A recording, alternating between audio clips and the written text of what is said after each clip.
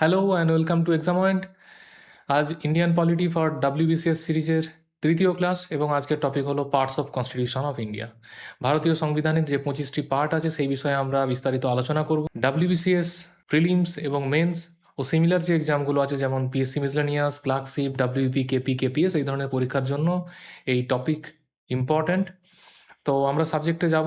তার আগে আমি তোমাদের অনুরোধ করব, যদি এখনও না এই চ্যানেল সাবস্ক্রাইব করে থাকো তাহলে সাবস্ক্রাইব করো, এবং যদি ভিডিও দেখার পর তোমাদের মনে হয় যে ভিডিওটা কোনো তোমাদের উপকার এসেছে, সামান্যতম কোনো হেল্প এখান থেকে পেয়েছো, তাহলে অবশ্যই ভিডিওটা লাইক করো। এছাড়া যদি তোমাদের নিজস্ব কোনো মতামত থাকে, সেটা এই বিষয়ে বা অন্য কোনো বিষয় হতে পারে, অন্য কোনো সাবজেক্ট বা অন্য কোনো টপিক রিলেটেড, বা যদি তোমাদের কোনো নিজস্ব রিকোয়ারমেন্ট থাকে দেন প্লিজ ডু কমেন্ট। এই ভিডিওর কমেন্ট সেকশানেই কমেন্ট করতে পারো, কোনো প্রশ্ন থাকলে সেগুলো ওখানে পোস্ট করতে পারো। তো চলো আজকের এই টপিকে কি আছে আমরা তা দেখে নিই। Parts of constitution of India এর প্রথমে আমরা যেটা দেখবো, এখানে লেখা আছে in the constitution of India, ভারতের সংবিধানে দেয়ার আর 25 পার্টস। যারা অলরেডি হিস্টোরিক্যাল ব্যাকগ্রাউন্ড বা ভারতের সংবিধানের যে ঐতিহাসিক প্রেক্ষাপট তার ক্লাস নাম্বার 1 দেখেছো, তারা এই ব্যাপারে অলরেডি তথ্য পেয়েছো বা জানো। যদি না ওই ক্লাস দেখে থাকো, আমি রিকোয়েস্ট করবো যে যাও ওই ক্লাসটা দেখে নাও, তবে এখান থেকে শুরু করতে পারো। তবে হিস্টোরিক্যাল ব্যাকগ্রাউন্ড দেখে তারপর এই ক্লাসে আসলে হয়তোবা সেটা তোমার জন্যই বেটার হবে, বুঝতে সুবিধা হবে। যেটা আমরা দেখবো এখানে লেখা আছে, বর্তমানে ভারতের সংবিধান টোটাল পার্টের সংখ্যা হলো 25। তবে at the time of adoption of our constitution সেখানে কতগুলো পার্ট ছিল না, 22টা পার্ট ছিল। তারপরে 4টে part in due course till now add হয়েছে এবং একটা পার্ট বাদ গেছে। এর ফলে এখন সংখ্যা গিয়ে দাঁড়াচ্ছে আলটিমেট 25।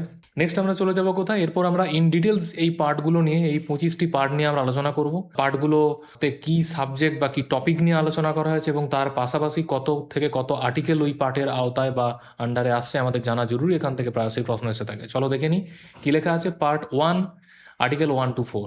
অতএব আমাদের এখানে পড়তে হবে এভাবেই যে পার্ট নাম্বার কত, কত থেকে কত আর্টিকেল এখানে এর মধ্যে আছে, এবং এই পার্টিকুলার পার্টে কোন বিষয় নিয়ে আলোচনা করা আছে। যেমন আমরা এখানে দেখছি প্রথম পার্টেই বলা আছে কি the union and it's territory.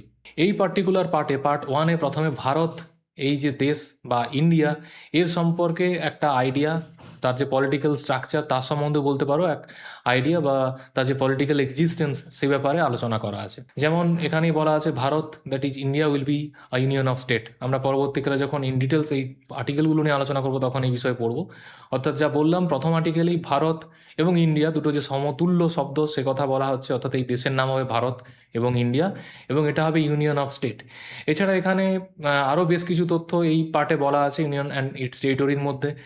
এখানে এর যে কনস্টিটিউয়েন্ট ইউনিটগুলো, অর্থাৎ রাজ্য এবং ইউনিয়ন টেরিটরি, এছাড়া এমন কিছু অংশ আছে যেগুলো হয়তো বা ইন ফিউচার ভারত অ্যানেক্স করতে পারে ভারতের সাথে, সেই পার্টিকুলার ক্যাটাগরির এরিয়ার কথাও বলা আছে, যাদেরকে নিয়েই এই ভারতবর্ষের কনসেপ্ট।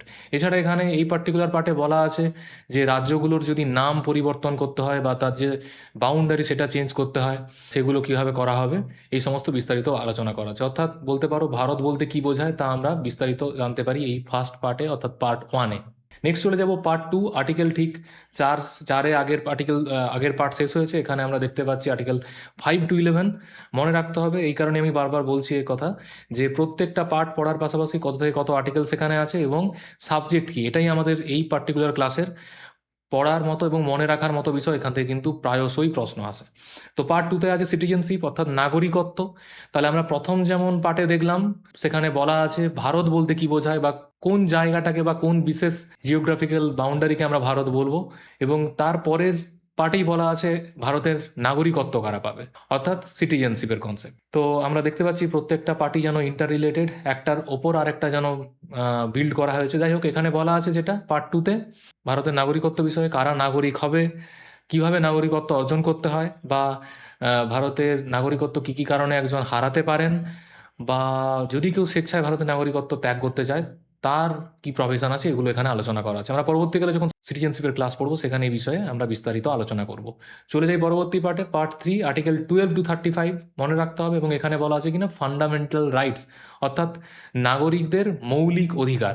তাহলে আমি যেটা বলছিলাম, যেন একটা প্রত্যেকটা পার্টি একটার পর আরেকটা এসেছে এবং সেটা সিকোয়েন্স মেনে এবং ইন্টার রিলেটেড। কারণ প্রথমেই বললাম ভারত বলতে কি বোঝাচ্ছে, তারপরেই কারা সেখানে নাগরিকত্ব পাবেন এবং তাদের অধিকার, ঠিক তার পরের পার্টেই বলা আছে তাদের যে মৌলিক অধিকার সেগুলো এখানে আলোচনা করা আছে।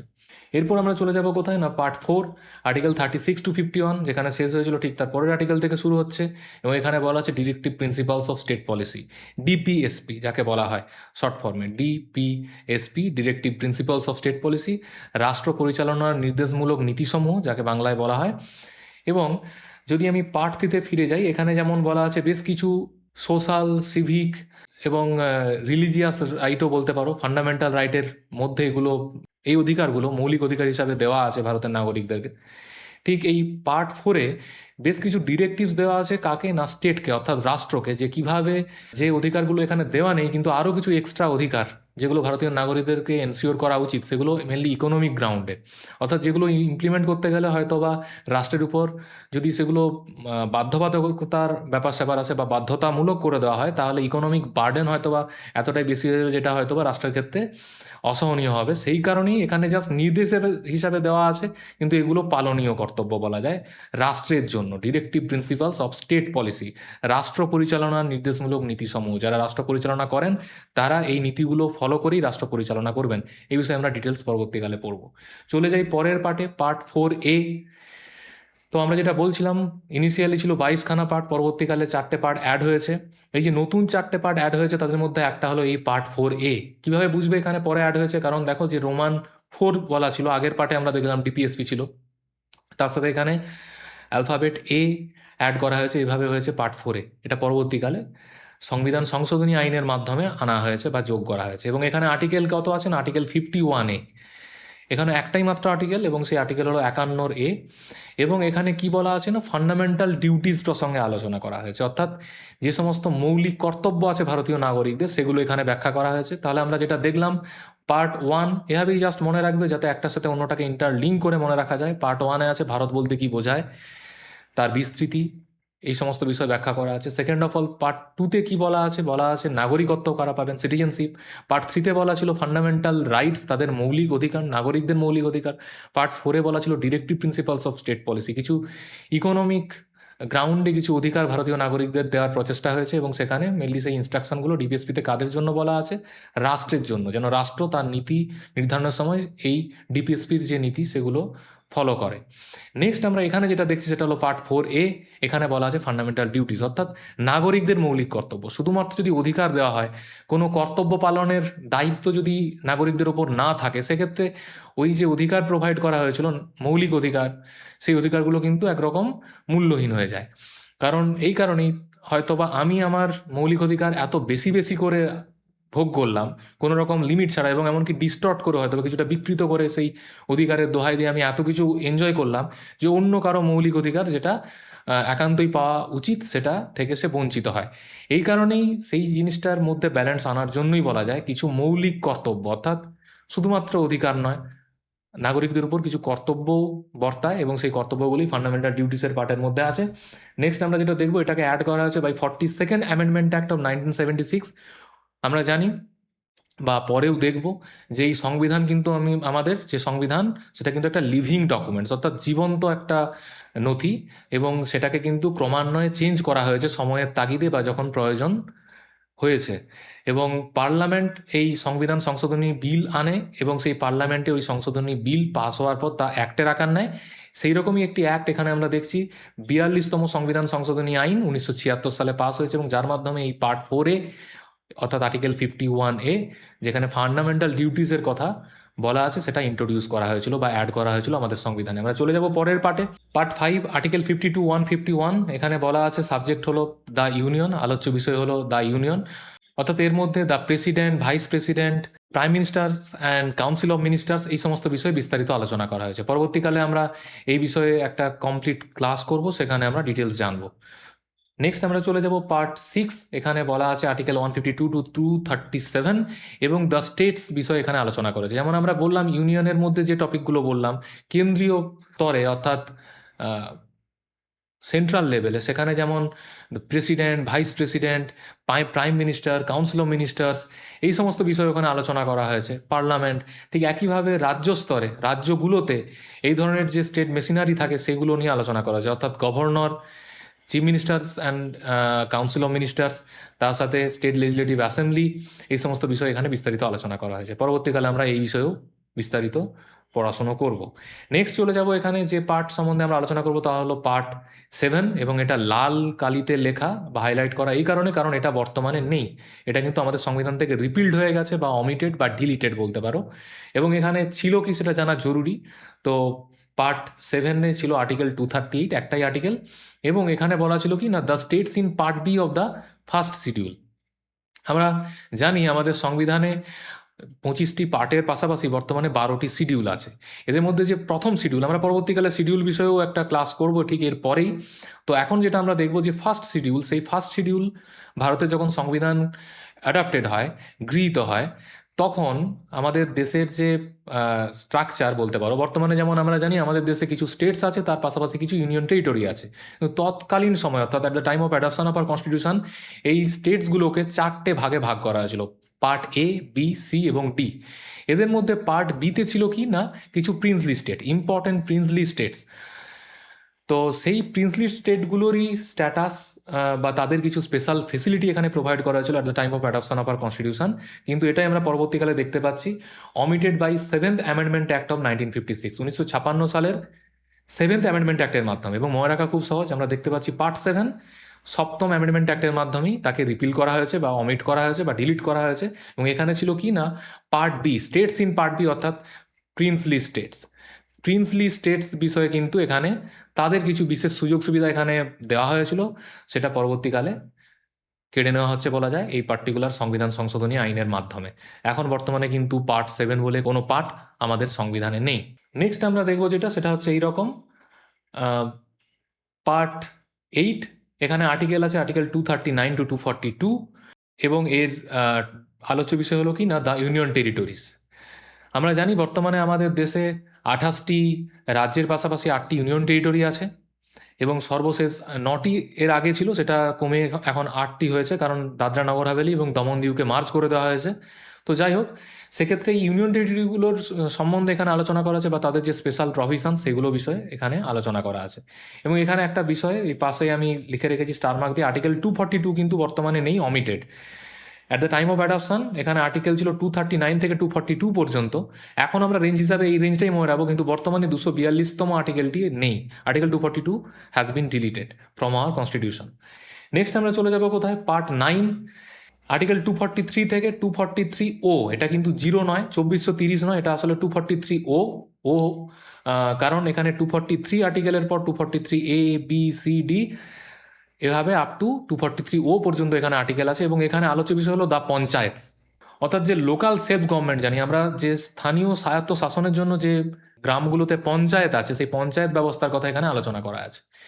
এবং যেটা বলার বিষয়, আমাদের সংবিধান যখন গৃহীত হয় তখন কিন্তু এখানে পার্ট 9 বলে এক পার্ট ছিল, সেটা কিন্তু এই পার্ট 9 নয়। কারণ দেখো এর নিচেই লেখা আছে added by 73rd amendment act of 1992।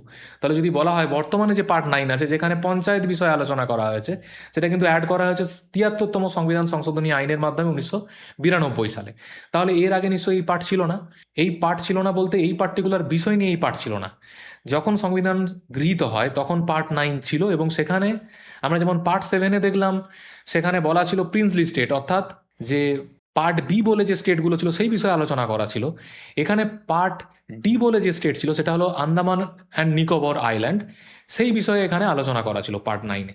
পরবর্তীকালে ওই 7th অ্যামেন্ডমেন্ট অ্যাক্ট 1956-এ কিন্তু এই পার্ট 9কেও রিপিল করা হয় বা ডিলিট করে দেওয়া হয়। পরবর্তীকালে আবার আমরা দেখতে পাচ্ছি পার্ট 9 আবার ইন্ট্রোডিউস করেছে, কিন্তু অন্য সেখানে সাবজেক্ট ম্যাটার। এখানে সাবজেক্ট ম্যাটার হলো দ্য পঞ্চায়েত বিষয়ে আলোচনা করা হচ্ছে, এবং এটা 1992 সালে 73তম সংবিধান সংশোধনী আইনের মাধ্যমে ইন্ট্রোডিউস করা হয়। এবং এই পার্টিকুলার আইন কার্যকরী হয় কবে, অন 24th of April 1993, তার পরের বছর 24শে এপ্রিল। এই 24শে এপ্রিল দিনটাকে কমেমোরেট করার জন্য, আজও স্মরণ করার জন্য আমরা ন্যাশনাল পঞ্চায়েত ডে কিন্তু পালন করে থাকি। এটা জিকের একটা ট্র্যাডিশনাল জিকের প্রশ্ন হতে পারে।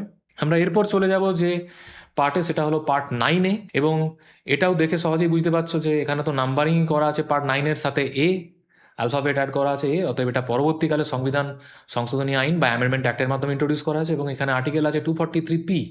পঞ্চায়েত যেমন 243 ওতে শেষ হয়েছিল, এটা পিতে শুরু হচ্ছে এবং চলেছে কোথাও কোন আর্টিকেল পর্যন্ত না 243 ZG পর্যন্ত, অর্থাৎ 243 P কিউ আর এভাবে 243 R থেকে আলটিমেট 243 Z যাওয়ার পর আবার ZA ZB 243 ZB 243 ZC এভাবে ZG পর্যন্ত আর্টিকেল কিন্তু ইন্ট্রোডিউস করা হয়েছে। এবং এখানে আলোচ্য বিষয় হলো কি না দ্য মিউনিসিপ্যালিটিস। আমরা জানি যেমন রুরাল লেভেলে লোকাল সেলফ গভর্নমেন্ট অর্থাৎ স্থানীয় স্বায়ত্তশাসনের জন্য পঞ্চায়েতের কথা বলা আছে, যেটা আমরা আগের পার্ট অর্থাৎ পার্ট 9-এ দেখলাম। ঠিক একইভাবে শহর অঞ্চলে যে লোকাল সেলফ গভর্নমেন্টের কনসেপ্ট ইন্ট্রোডিউস করা হয়েছে তাকে বলা হয় মিউনিসিপ্যালিটিস অ্যান্ড মিউনিসিপ্যাল কর্পোরেশন। সেই বিষয়ে এই কিন্তু পার্ট 9-এতে আলোচনা করা হয়েছে। এবং এই পার্ট কবে ইন্ট্রোডিউস করা হয়েছে? Added by 74th amendment act 1992। একই বছর আগের পার্টটা যেমন দেখলাম পার্ট 9 যেখানে পঞ্চায়েতের বিষয়ে ইন্ট্রোডিউস করা হয়েছে, সেটা কিন্তু 73rd অ্যামেন্ডমেন্ট অ্যাক্ট ছিল, এর ঠিক আগের অ্যামেন্ডমেন্ট অ্যাক্ট, কিন্তু সালটা 1992 সালই ছিল। এখানেও দেখলাম ওই একই বছর দ্বিতীয় অ্যামেন্ডমেন্ট অ্যাক্টটা পাস হয়েছে, 74তম অ্যামেন্ডমেন্ট অ্যাক্ট, এবং সেখানে মিউনিসিপ্যালিটির কনসেপ্ট ইন্ট্রোডিউস করা হচ্ছে। এবং কবে এটা কার্যকরী হয়?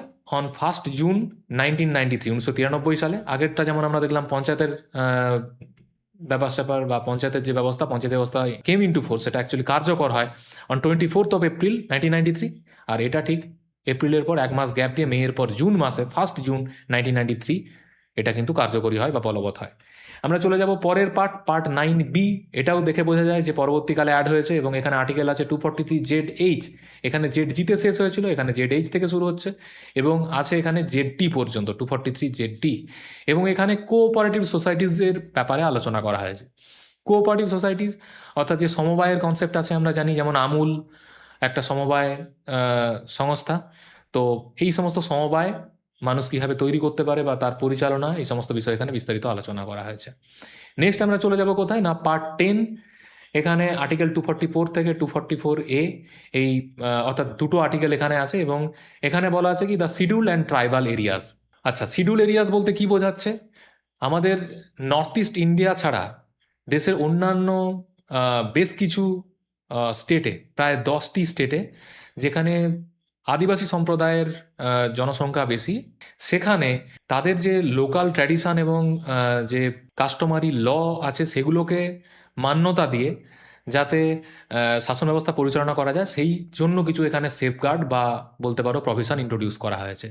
কারণ আমরা জানি আমাদের দেশে কিন্তু ট্রাইবাল কমিউনিটি, তারা স্বাধীন চেতা, তাদের মধ্যে কিন্তু যে লোকাল কাস্টমারি ল বা সোশ্যাল কাস্টমস চালু আছে সেগুলোই বেশি বেশি প্রাধান্য পাওয়া উচিত। এবং সেই কথা মাথায় রেখেই এই শিডিউলড এরিয়ার কনসেপ্ট, যেটা বললাম নর্থ ইস্ট ইন্ডিয়া ছাড়া দেশের অন্যান্য অংশে বেশ কিছু রাজ্যে এই পার্টিকুলার এরিয়াগুলো চিহ্নিত হয়েছে, এবং প্রেসিডেন্ট অ্যাকচুয়ালি এই পার্টিকুলার এরিয়াগুলোকে আইডেন্টিফাই করতে পারেন কোন রাজ্যে কতটা জায়গা জুড়ে এই শিডিউল এরিয়া বলে কোনটা বিবেচিত হবে, সেটা প্রেসিডেন্ট ঠিক করেন, এবং সেই জায়গায় কিন্তু তাদের নিজস্ব শাসন ব্যবস্থা পরিচালিত হয়। এবং কি পার্লামেন্ট কোনো সারা দেশব্যাপী আইন লাগু করলেও এই পার্টিকুলার শিডিউল এরিয়াতে সেই আইন কার্যকর হবে কিনা সেটা কিন্তু ওই পার্টিকুলার শিডিউল এরিয়া যেই রাজ্যের অন্তর্ভুক্ত সেই রাজ্যের গভর্নরের সেখানে ইন্টারভেনশনের সুযোগ থাকে। গভর্নর ঠিক করেন যে ওই আইনটা ওই পার্টিকুলার শিডিউল এরিয়াতে কার্যকরী করা যাবে নাকি সেটাকে ব্লক করা উচিত, এবং সেটা সিদ্ধান্ত নেওয়ার সময় তিনি নির্ঘাত ট্রাইবাল কমিউনিটি যারা এমএলএ আছেন, প্রতিনিধিত্ব করছেন, তাদের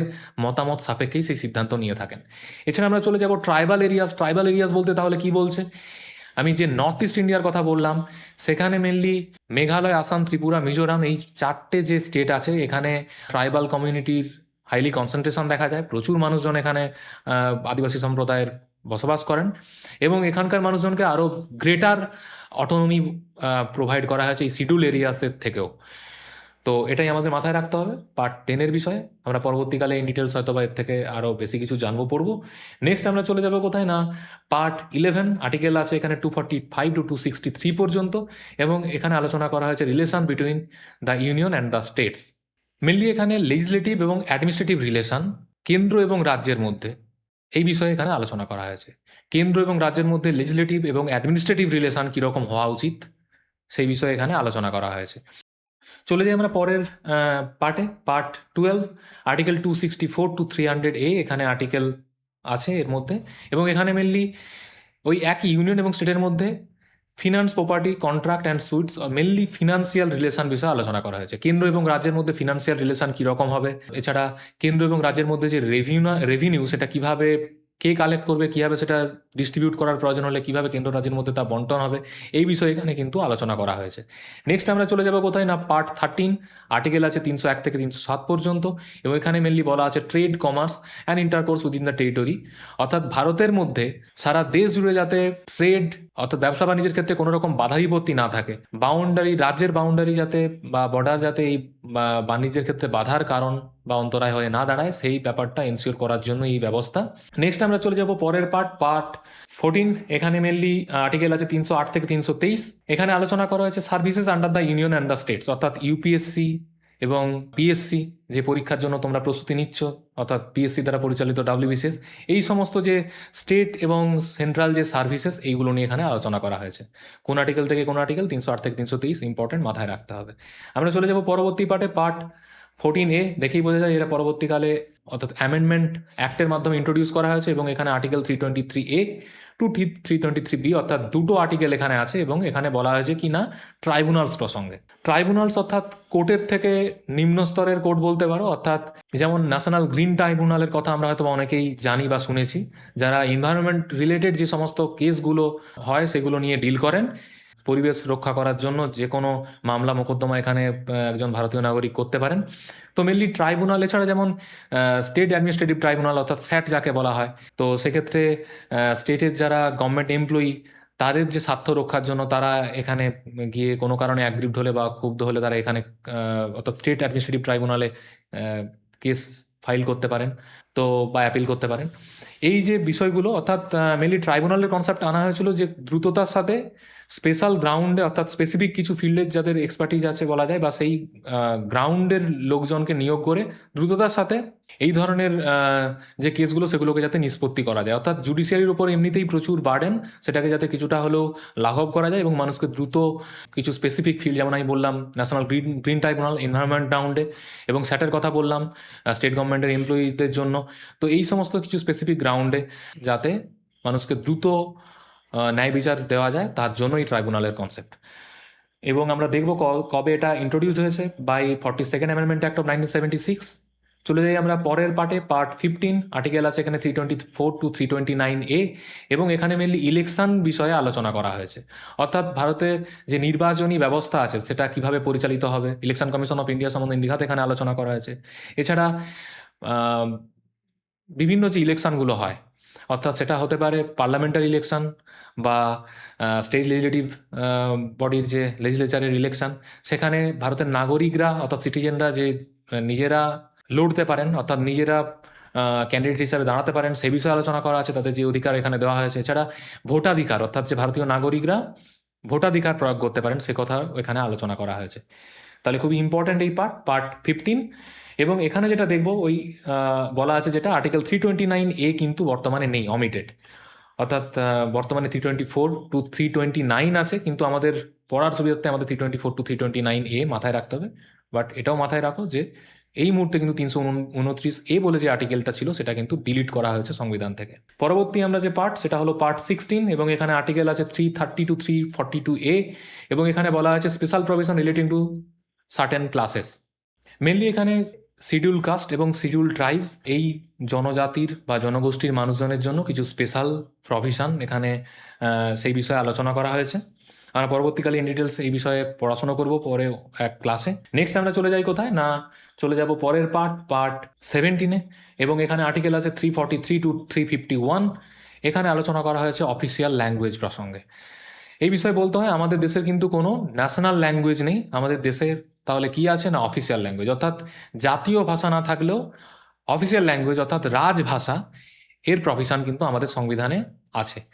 এবং অর্থাৎ সংবিধানে এই বিষয়ে বলা হয়েছে যে ভারতীয় সংসদ অর্থাৎ ইন্ডিয়ান পার্লামেন্ট, তার যে parliamentary activity, day to day activities, এবং সেখানে যা কিছু আলোচনা হয় সেই আলোচনা কোন ভাষায় হবে, বা যা কিছু লেখাপড়া হয় সেগুলো কোন ভাষায় হবে, বা গভর্নমেন্ট কোনো অর্ডার পাস করলে সেটা কোন ভাষায় করা হবে, তো এবং কি রাজ্যগুলোর ক্ষেত্রেও তাদের যে এই ধরনের ডে টু ডে অ্যাক্টিভিটি সেগুলো কোন ভাষায় করা হবে, রিজনাল কোন ল্যাঙ্গুয়েজে, এই সমস্ত বিষয়ে কিন্তু এখানে বলা আছে, মেনলি অফিসিয়াল ল্যাঙ্গুয়েজেসের ব্যাপারে বলা আছে। পার্ট 18, সেখানে আর্টিকেল 352 টু 360 এই আর্টিকেলগুলো আছে এবং এখানে মেনলি বলা আছে ইমার্জেন্সি প্রভিশনস বিষয়ে, অর্থাৎ জরুরি যে ব্যবস্থা বা আপৎকালীন যে ব্যবস্থা সেই বিষয়ে এখানে বলা আছে। মেনলি আমরা জানি আমাদের দেশে ন্যাশনাল এমার্জেন্সি, স্টেট এমার্জেন্সি অর্থাৎ প্রেসিডেন্টস রুল এবং ফিনান্সিয়াল এমার্জেন্সি, এই 3 ধরনের এমার্জেন্সি বা জরুরিকালীন অবস্থা বা আপৎকালীন অবস্থা জারি করা যায় এবং এই বিষয়ে এখানে বিস্তারিত বলা আছে। আমরা পরবর্তীকালে এই বিষয়ে ডিটেলস পড়ব। পরের যে পার্ট 19, এখানে আর্টিকেল 361 টু 367 পর্যন্ত আর্টিকেল আছে এবং এখানে মিসলেনিয়াস বলা আছে এখানকার সাবজেক্ট। এমন কিছু বিষয় এখানে আলোচনা করা আছে যেগুলো হয়তোবা অন্যান্য যে পার্টগুলো আছে সেখানে, এতক্ষণ পর্যন্ত যে পার্টগুলো বললাম সেখানে সামহাও অ্যাকোমোডেট করা সম্ভব নয়। যেমন প্রেসিডেন্ট এবং গভর্নরের কিছু প্রোটেকশন, তাদের এগেনস্টে যে ক্রিমিনাল প্রসিডিং শুরু করা যায় না তারা যতদিন অফিসে থাকবেন বা নিজেদের ক্ষমতায় আসীন থাকবেন, বা সিভিল প্রসিডিংসও শুরু করা যায় না, এই ধরনের বিষয়গুলো নিয়ে এখানে আলোচনা করা আছে।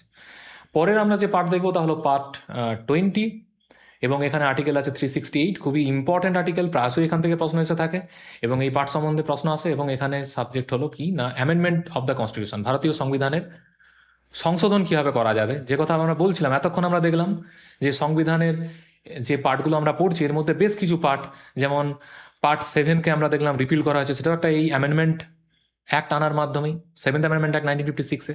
এছাড়া আমরা দেখলাম 73rd অ্যামেন্ডমেন্ট অ্যাক্টের মাধ্যমে আমরা পঞ্চায়েতের কনসেপ্ট ইন্ট্রোডিউস করেছি পার্ট 9-এর মাধ্যমে, পার্ট 9-এ।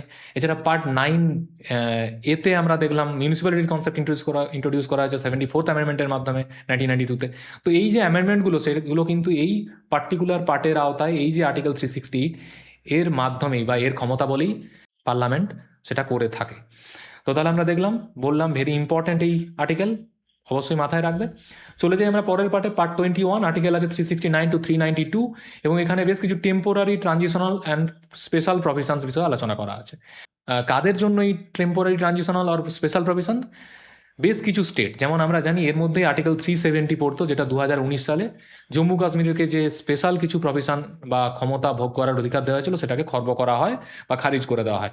তো এখানে শুধু জম্মু কাশ্মীর নয়, বেশ কিছু রাজ্য, সেটা যেমন গুজরাট আছে, অন্ধ্রপ্রদেশ, তেলেঙ্গানা, এরকম বেশ কিছু রাজ্যের কিন্তু এখানে স্পেশাল প্রভিশন দেওয়া হয়েছে এবং সেগুলো এই পার্টের মধ্যেই আছে, যেটা সাময়িক কালের জন্য তাদের যে আঞ্চলিক যে দাবি দেওয়া সেগুলোকে মেনে নিয়ে এই প্রভিশনগুলো ইন্ট্রোডিউস করা হয়েছিল বা পরবর্তীকালেও অ্যামেন্ডমেন্টের মাধ্যমে এখানে যোগ করা হয়েছে। চলে যাই আমরা পরের পার্টে, পার্ট 22, আর্টিকেল আছে এখানে 393 থেকে 395 পর্যন্ত এবং এখানে বলা আছে কি না short title, commencement, authoritative text in Hindi and ripples, অর্থাৎ শর্ট টাইটেল। এটা আমরা দেখেই বুঝতে পারছি পার্ট 22 হলো আমাদের সংবিধানের সংখ্যাগতভাবে লাস্ট পার্ট, যদিও আমাদের টোটাল বর্তমানে পার্টের সংখ্যা হলো 25, কিন্তু শেষ পার্টটা কিন্তু পার্ট 22, কারণ আমরা দেখলাম বাকিগুলো অ্যাকচুয়ালি সংখ্যার সাথে অ্যালফাবেট যোগ করে, অর্থাৎ যেমন পার্ট 9A ঠিক একই রকমভাবে আমরা পার্ট 4A এভাবে অ্যাড করা হয়েছে, তাই সংখ্যাগত হিসাবে কিন্তু শেষ পার্টটা এখনও পার্ট 22। যাই হোক, আমরা যেটা দেখবো এখানে বলা আছে শর্ট টাইটেল, অর্থাৎ এই যে বৃহৎ ডকুমেন্ট আমাদের যে এই সংবিধান, তাকে যে কনস্টিটিউশন অফ ইন্ডিয়া বলা হবে সে কথাই কিন্তু এখানে বলা আছে। এছাড়া বলা আছে commencement, authoritative text in Hindi and ripple, আমাদের সংবিধান যে পরবর্তীকালে হিন্দি থেকে যে ভাষান্তর করা হবে এই বিষয়ে এখানে বলা হয়েছে, কারণ আমরা সংবিধান প্রণেতারা আমরা জানি আমাদের যে founding father of the constitution তারা কিন্তু ইংরেজিতে এই সংবিধান লিখেছিলেন, কারণ ইংরেজিতে হয়তো বা কম লুফোল রেখে এই সংবিধান রচনা করা যেত এবং তারা আগের যে ডকুমেন্টসগুলো রেফার করেছেন সেগুলো ইংরেজিতে লেখা ছিল। আমরা যেমন জানি গভর্নমেন্ট অফ ইন্ডিয়া 1935 একটা বিরাট বড় রোল প্লে করেছে, যেখান থেকে আমাদের সংবিধান প্রণেতারা প্রচুর কনসেপ্ট বড় করেছেন। তো সেক্ষেত্রে যেহেতু ওই ডকুমেন্টসগুলো ইংরেজিতে এবং সংবিধান প্রণেতারা ইংরেজিতেই অনেক বেশি সেই মুহূর্তে আইন কানুন নিয়ে ডিল করতে স্বচ্ছন্দ বোধ করেছিলেন, তাই ইংরেজিতেই লেখেন, কিন্তু পরবর্তীকালে যাতে হিন্দিতে এর ভাষান্তর করা যায় এবং একটা সেটাও সেম অথরিটি পায়, ইংরেজির যে সংবিধান ওনারা অলরেডি অ্যাডাপ্ট করছেন তার পাশাপাশি যে হিন্দিতে যে পরবর্তীকালে ভাষান্তরিত হবে সেই সংবিধানও যাতে সমান অথরিটি পায় বা মর্যাদা পায় সেই বিষয়ে কিন্তু এখানে এনশিওর করা হচ্ছে। এছাড়া রিপিলস, অর্থাৎ এখানে বলা হলো যে গভর্নমেন্ট অফ ইন্ডিয়া 1947 যার মাধ্যমে ভারত স্বাধীনতা পাচ্ছে, এছাড়া গভর্নমেন্ট অফ ইন্ডিয়া 1935 এবং আরও যা যা আইন ওই মুহূর্তে ব্রিটিশদের দ্বারা প্রণীত আইন ভারতের তখনও লাগু ছিল সেগুলোকে রিপিল করা হলো, যাতে ভারত পুরোপুরি সার্বভৌম বলে নিজে ঘোষণা করতে পারে, তার জন্যই এই প্রচেষ্টা। তাহলে আমরা এই পর্যন্ত যা যা পড়লাম এগুলো ছিল এই টোটাল 25টি পার্ট সম্বন্ধে আমরা পড়লাম এবং সেখানে কী কী আর্টিকেল আছে এবং তার পাশাপাশি কী বিষয়ে সেখানে আলোচনা করা হয়েছে এবং যেগুলো পরবর্তীকালে যে পার্টগুলো অ্যাড হয়েছে সেগুলো কোন অ্যামেন্ডমেন্ট অ্যাক্টের মাধ্যমে অ্যাড করা হয়েছে বা যদি কোনো কিছু বাদ গিয়ে থাকে সেই পার্ট কিন্তু কোন অ্যামেন্ডমেন্ট অ্যাক্টের মাধ্যমে বাদ দেওয়া হয়েছে সেই বিষয়ে আমাদের মাথায় রাখতে হবে, সেগুলো আমরা এখানে পড়লাম।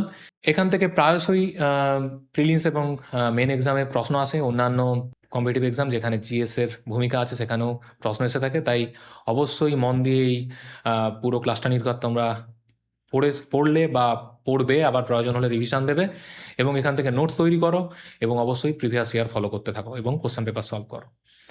যদি এখনও না এই চ্যানেল সাবস্ক্রাইব করে থাকো, please subscribe to this channel. Thank you, thanks for watching, see you again, see you soon.